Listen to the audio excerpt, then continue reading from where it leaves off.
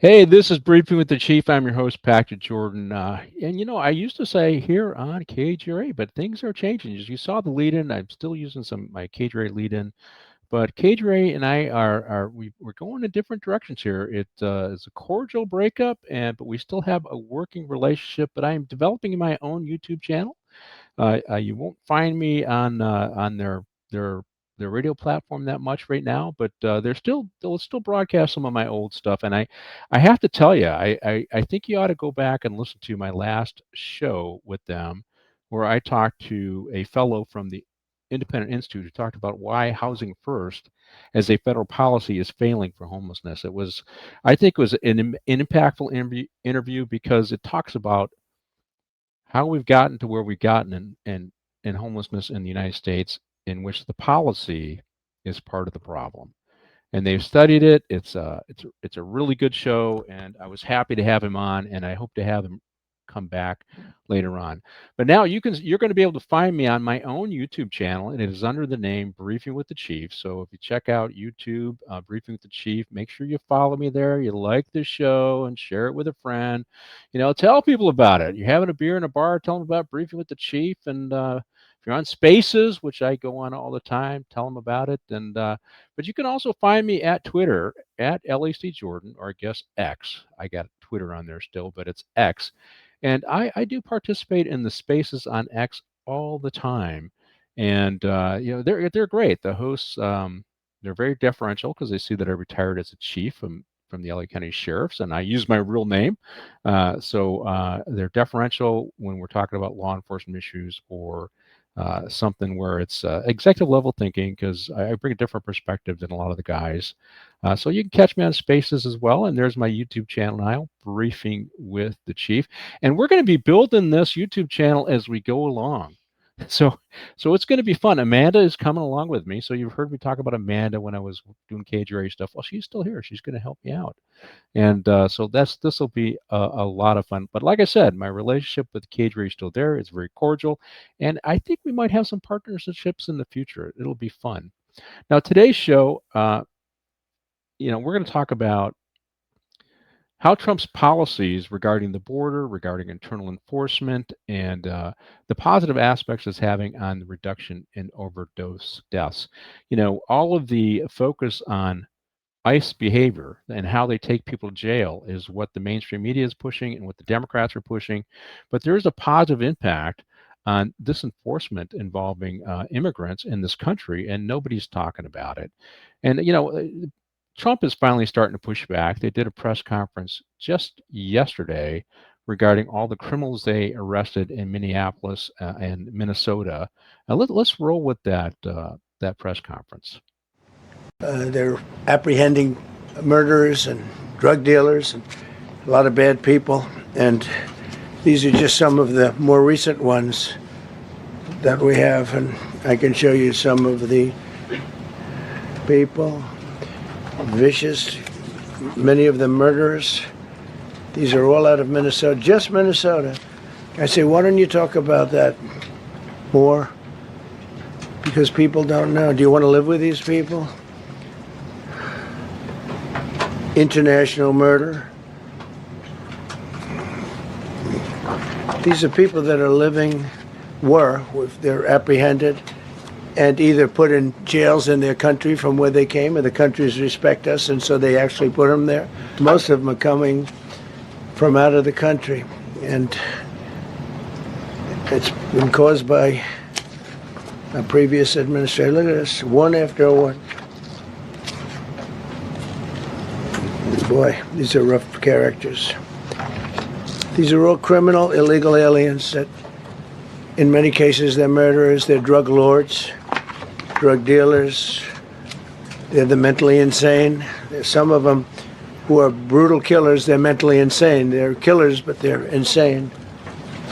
That's what these are all what ICE is doing, and it's a dangerous job. These are rough people. Weapons. This one here is very bad.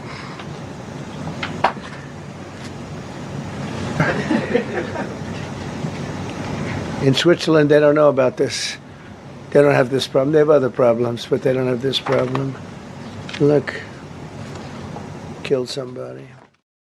You know, and I was watching Fox News, and they showed this press conference, and they showed that, I think it was MSNBC cut away as Trump was talking about all the criminals that were deported.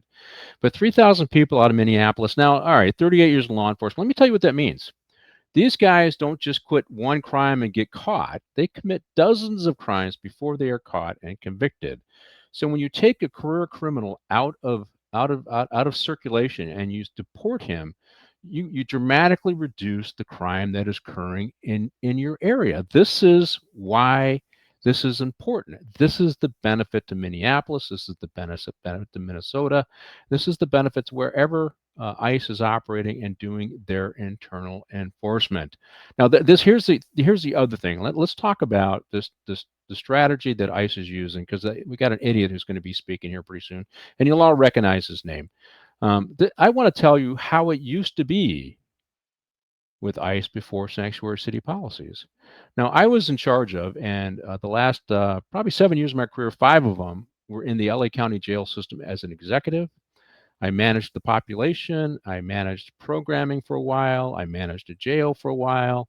But also, I was the chief of the entire jail system, 18,000 inmates, about 4,000 employees that work in it. It's the largest in the country. And this is how it used to work. ICE would say, send over a detainer. They'd look at who was getting released, send over a detainer, and then we'd tell them when they're getting released. We'll release them at this time and this day. And then ICE would show up, and the deputies would walk them to the Sally gate and unhandcuff them. I would be in the Sally gates. They would handcuff them, and they would walk them out to the car. The ICE guys were in soft clothes, not tactical gear. It was very pleasant, very easy. No fighting, no rough stuff, nothing bad. That's how it used to be in LA County, and that is how it is or was in every single county that decided that they were going to be a sanctuary county. The goal of the people putting these sanctuary policies in place was not to protect the people in the community.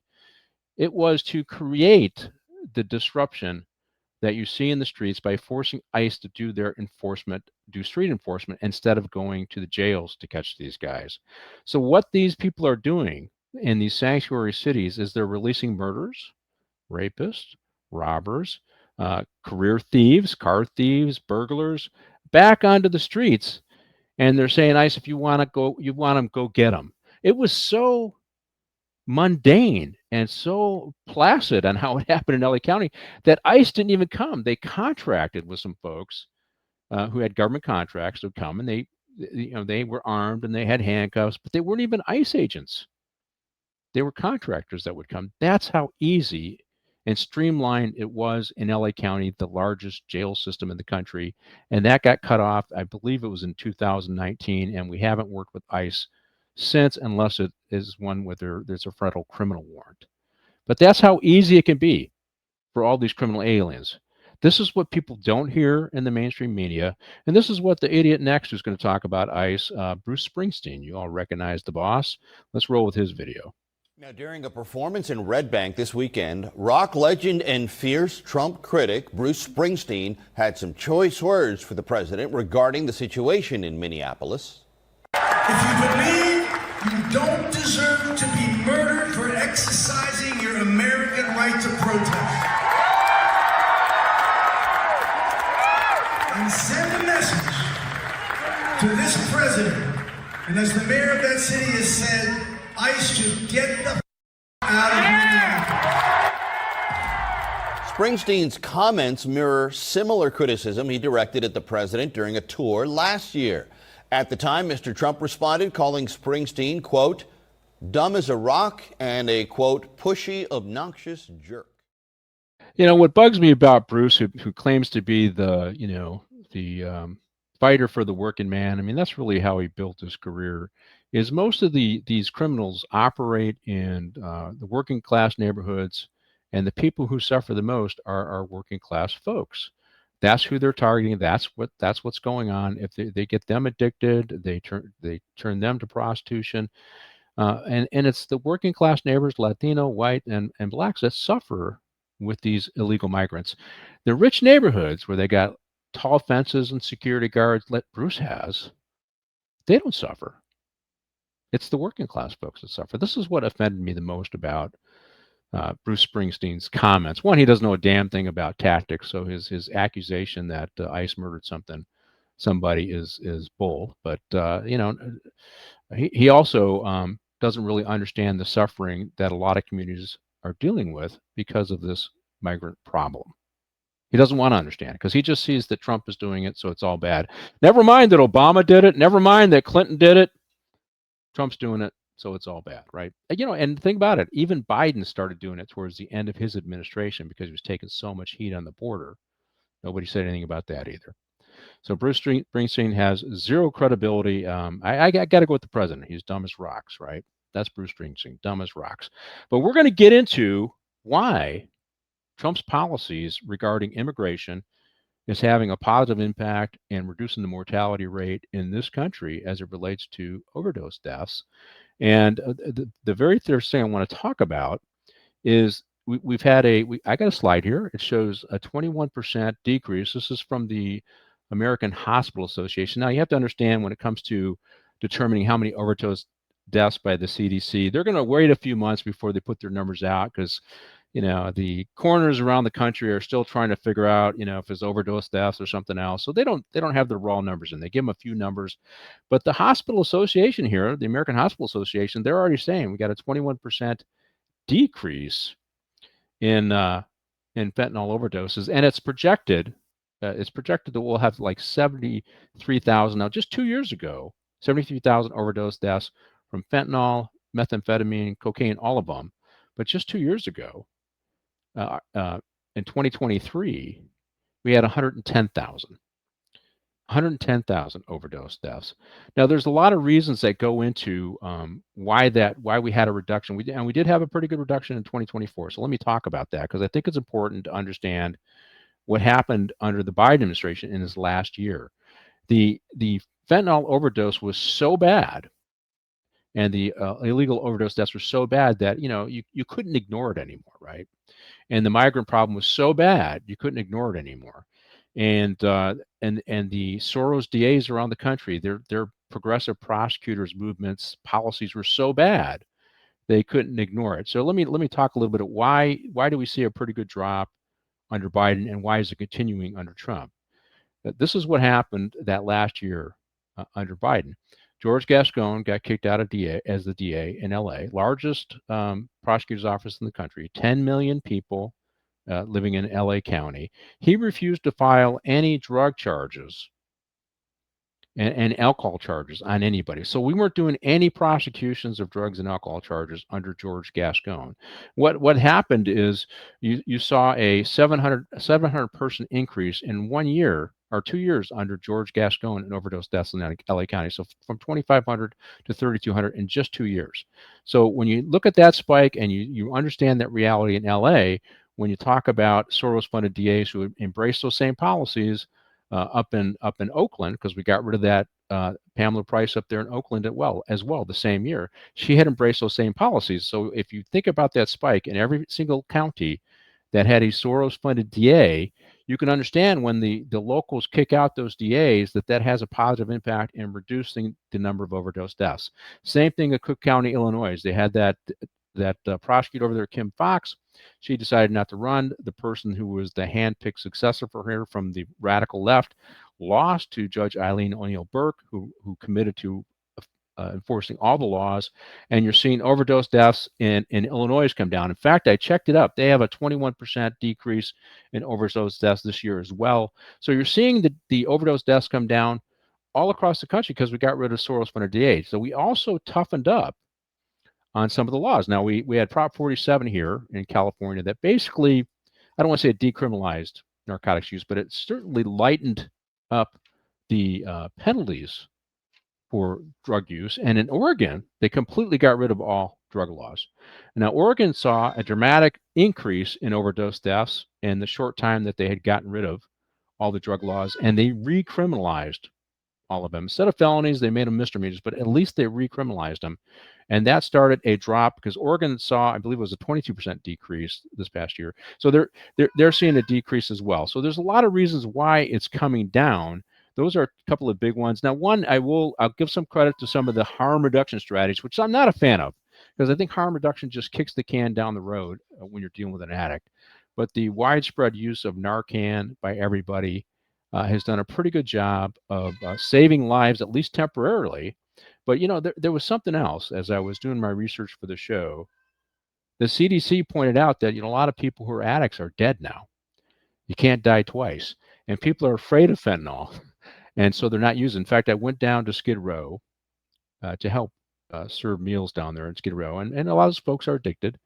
And I asked, how's the overdose death rates going with fentanyl here? It used to be methamphetamine down there. Oh, the homeless people will not touch fentanyl in downtown LA because they're scared of it.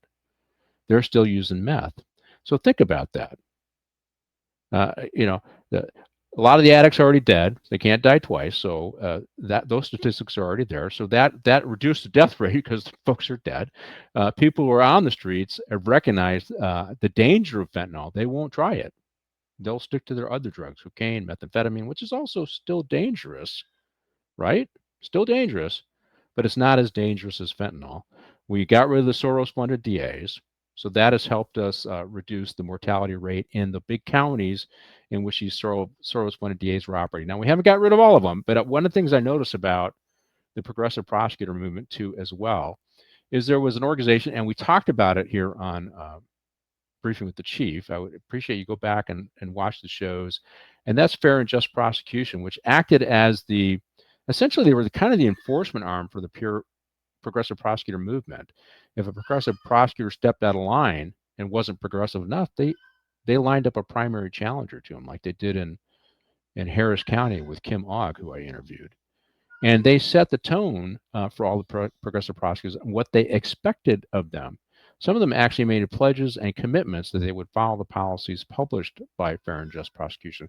Well, they got rid of that leader, the head of it, Miriam Krinsky, somebody that I knew personally, and she was calling and yelling at some of these prosecutors like Kim Ogg, saying you can't do this, you can't do these prosecutions, and made sure that she was primaried. Kim Ogg was primaried. Well, they got rid of her, and I noticed when I looked at their website, they're kind of softening their approach, which to me it means they're just hiding.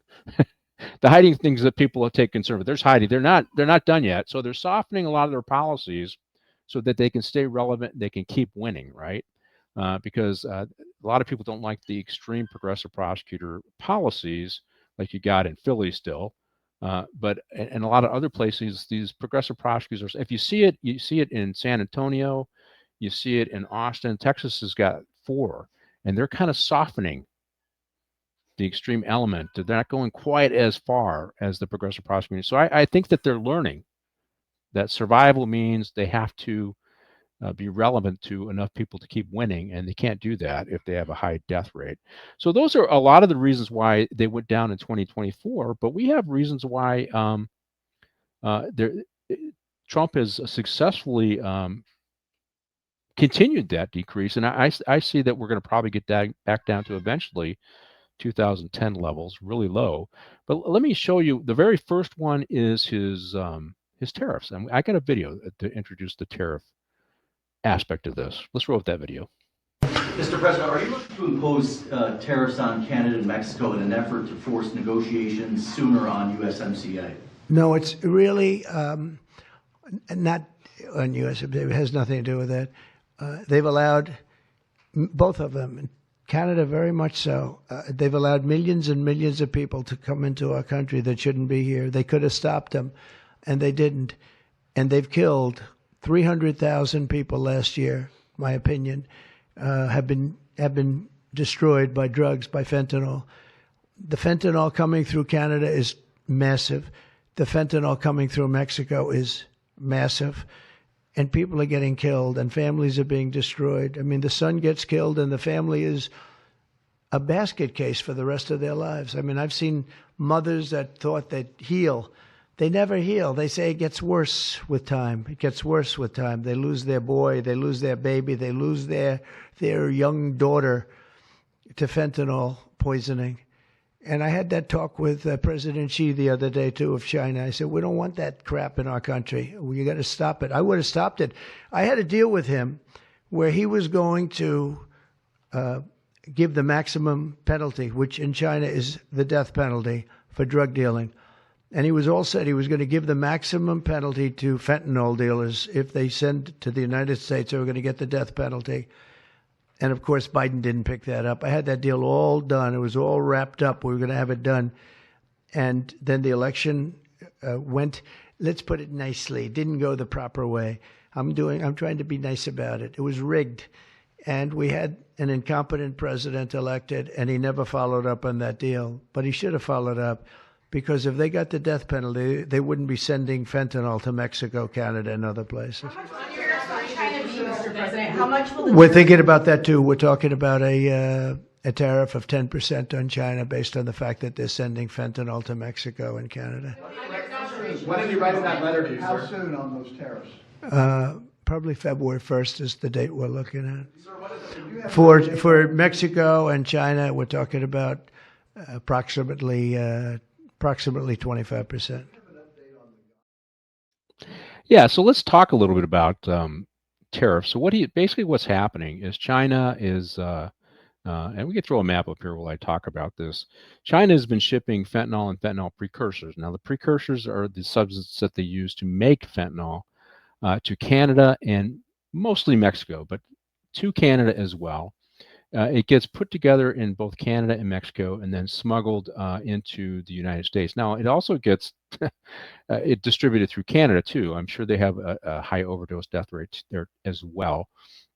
And so he's saying, hey, listen, to our neighbors, you need to step up and help us protect our citizens by protecting your own borders as well. Now, some of it's coming directly to the States, and we're doing what we can at the border to stop that. I mean, from China, and some of it's coming directly via ships and stuff like that. So that's on us, and we're working on that, right? And but also Canada and Mexico, we want them to be partners with us. And if they're not going to be partners with us, they're going to have to pay, right? So what I like about the tariffs is, hey, if you're going to keep this nasty stuff coming to us, we're going to make you pay, right? And that incentivizes, because what it is if you put a 25% tariff on China, that's on all the goods that they produce and send to the United States. That's a lot of money. And most of the tariff, as you listen to the experts, you listen to economists, most of the tariff gets borne by the person who is shipping to your country, the importer. Some of it might be borne by the population here, but most of it is borne by China, right? And all we're saying to Canada and Mexico is just tighten up your security apparatus, keep it coming out, and when you get to a point where it's reasonable, we agree, we set some targets and goals, and you achieve those goals, and they should be reasonable goals. We don't want to, turn either one of them into police states, but there should be reasonable goals, at least to replicate the effort being made in the United States to stop it coming in, and those tariffs will get lifted. So we're incentivizing our neighbors to be more diligent, and we are incentivizing China to stop sending it.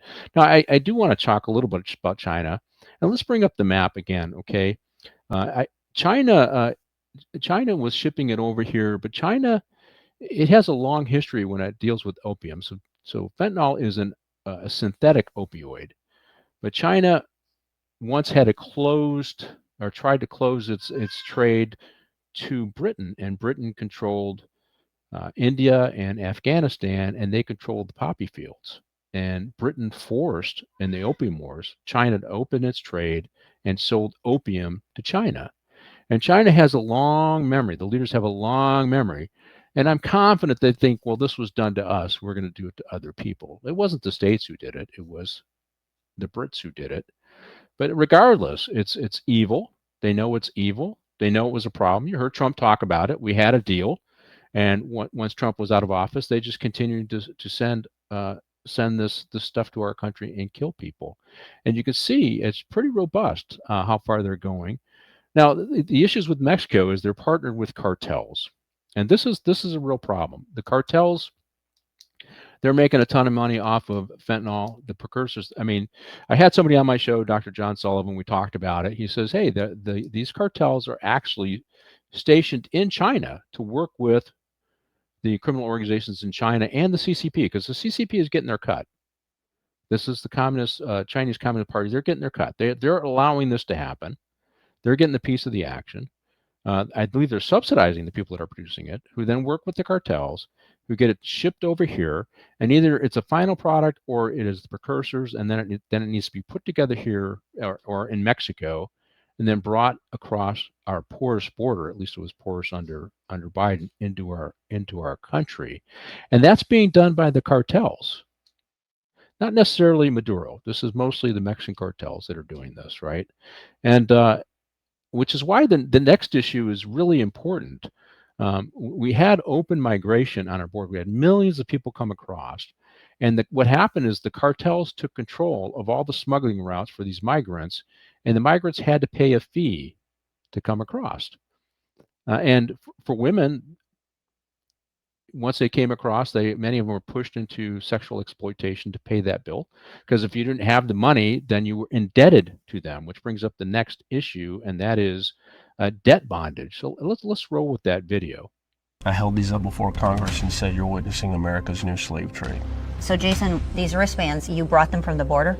Yeah, these are specifically from Roma, Texas, one of the most violent regions along the southwest border. They're crossed via a raft by the Cartel de Golfo, and as soon as they get to the U.S. side, they break that wristband, and these litter the ground by the hundreds of thousands. Then they're turned over to Border Patrol, and they are sent throughout the nation, a virus of human trafficking, because this is debt bondage, meaning that these people are now in our country, but yet indebted to a criminal organization who really should be a terrorist organization in a foreign country. We have never been here before. What kind of debt do they owe them? Financial debt? Correct. All because they crossed a river. It's a made-up debt. Many of them don't have skill sets. So if you're a woman, you're going to go into commercial sex. If you're a man, you are going to be involved in human smuggling, drug trafficking. Absolutely evil. A little child. I have seen that on a 10-day-old child, wrapped around that little hand 3 and 4 times. Yeah, so let's go back to the first press conference that Trump, as he held up the pictures of all the 3,000 people that were criminals who were detained in Minneapolis or Minnesota and are now being deported. And let's think about those sanctuary policies that are going on in the counties and the cities and the states around the country. And this is who they are protecting. They're protecting migrants who have a debt obligation to cartels. Now, the migrant themselves may, they just want to make some money, but they have to pay the cartel back, which means if they need somebody to sling some drugs, you're it. They need somebody to turn some tricks, you're it, because you owe the cartel first. And here's the thing about a lot of these cartels: they know what village the migrant is from. They know how to put pressure on them by targeting their families that are still left in Mexico or Honduras or Guatemala or San Salvador. And so this debt bondage is guaranteed the explosion of and the proliferation of illegal narcotics throughout our country. And let me show you the next map so you'll get an idea of what I'm talking about. Here is the saturation of cartels in our country. Now, the different colors mean different cartels, but as you can see, and this is a couple years old, they're all over the place in our country. And these things come from the DEA. These intelligence reports come from the DEA, and so you can see that they're all over the place. And so they can the methamphetamine, the fentanyl, car thefts. We've had Chilean gangs operating here in Los Angeles and Colombian gangs, theft gangs. hitting our high-end neighborhoods to steal. And this is all part of this debt bondage. They owe to the people who smuggled them across. They owe the cartels. They got to pay the cartels back. A couple years ago, I addressed an article up in San Francisco where all the people that were slinging fentanyl up in the Tenderloin district in San Francisco were from Honduras. And the local newspapers were complaining that San Francisco PD was arresting all migrants, so they were racist. But all the people slinging it were Latinos because they owed a debt to the cartel, and so this is how they were paying their debt off. This is why the open borders that existed under Biden were so corrupted our country and put so many people at risk. Is because of this debt bondage. Under normal circumstances, a lot of these migrants would probably just come here to work and may not could have committed a crime. But once they get in debt bondage and they're obligated to the cartel, they have to pay that debt back. Their families are threatened. They got to pay that debt back. Guess what? They're going to engage in criminal behavior. And so we need to ship them out of the country because of this debt bondage challenge. And now, had Biden not allowed the border to be open and had Biden addressed cartels aggressively, we wouldn't have as bad a problem. But Biden decided not to do that, and Trump is doing that. And so putting pressure on Mexico through tariffs helps to close down this basically human smuggling and indentured servitude that is going on in our country that has been facilitated by the previous administration, the Biden administration, and I think Mexican authorities and cartels. They know what's going on. By putting a 25% tariff on Mexico, they're saying enough is enough. We're going to keep charging until you get this under control. To me, that's reasonable because we have 110,000 people died in 2023 because of fentanyl and methamphetamine, primarily some cocaine. And we allowed them to do it to us. Enough is enough. This is why I support Trump's policies. I don't have to be a fan of Trump to recognize policies that work. And these policies work, and they work well because we're getting rid of all the criminal aliens. Because in addition to these people that are indebted, they have to send their enforcers up here to collect those debts to make sure that happens. So we get rid of those folks. We make our communities safer. Crime goes down. Now I'm going to wait a little bit longer, and I'm probably going to be looking at the crime stats in the biggest cities, the big cities that Trump hit with the most aggressive enforcement, see how it's impacted their overall crime. But in terms of overdose death rates, you're seeing it drop in Illinois, you're seeing it drop in Portland, you're seeing it drop in Los Angeles, and you're seeing it drop in Minneapolis. And this is a benefit of the aggressive enforcement that is going on with Trump. And let's talk about that. I have a slide. It just shows one of the enforcement operations. This is from the DEA. More than 400 arrests of illegals, immigrants, and suspected drug criminals across Arkansas. So I don't know if you got that. If you get that headline, we'd throw it up there. But that's just one operation. There it is. More than 450 arrests of illegal immigrants and suspected drug criminals across Arkansas. One operation, one state. But as you saw the saturation of cartels throughout the United States, this is happening everywhere in the United States. In fact, if you saw a little at the bottom on that little map, it's happening in Alaska as well. So there's the saturation. You can see there, it's in Juneau. The saturation has gone throughout our entire country, all the way up into the corner of the continental United States, all the way up there in New Hampshire, but also in Alaska. You can go ahead and take that down, Amanda. And the operation that I talked about in Arkansas is going on all over the place. So as we get rid of these criminals, whether they're in a red state and they're working with ICE and we're taking them out of their jails and prisons, or the street enforcement that is going on in these sanctuary city states, these blue states, it is keeping us all safe. And these policies are good. They're right.